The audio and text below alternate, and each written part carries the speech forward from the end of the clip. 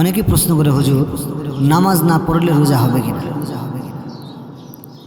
তো নামাজ না পড়লে রোজা হবে কিনা এটা যদি আমি আপনাকে বুঝাতে চাই, আপনাকে একটু ভেঙে বলতে হবে।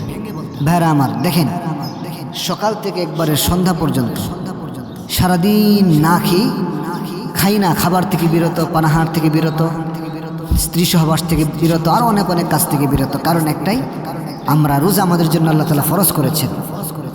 ভাইরা, আমি একটু চিন্তা করেন তো, একটা ফরজ পালন করার জন্য সারাদিন না খায়া রইলাম, সারাদিন হারাম কাজ থেকে বেঁচে থাকলাম, তাইলে একটা নামাজও তো আমাদের জন্য সেম ফরজ।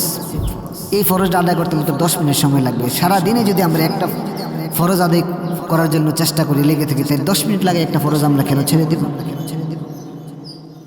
কাজেই রোজা অবস্থায় নামাজ ছাড়াটা, শুধু রোজা অবস্থায় না, রোজা ছাড়া বলেন আর যখন বা তখন বলেন, নামাজ ছাড়া আমাদের জন্য উচিতই না। এখন মূল প্রশ্ন হচ্ছে, যদি আমরা নামাজ ছেড়ে দিই তাহলে আমাদের রোজা হবে কিনা? দেখেন, দুইটা হচ্ছে দুই ইবাদত। নামাজের সাথে রোজার সম্পর্ক নেই, রোজার সাথে নামাজের সম্পর্ক নেই। রোজা যেমন একটা ফরজ, নামাজ আলাদা একটা ফরজ। কাজে একটা না করলে আরেকটা হবে না, এরকম কোনো কিছু নেই। কিন্তু আমাদের দুটোটা ফরজ আমাদের সমানভাবে গুরুত্ব দিয়ে, দুটোটা ফরজ আমাদের যথাযথভাবে আদায় করা উচিত।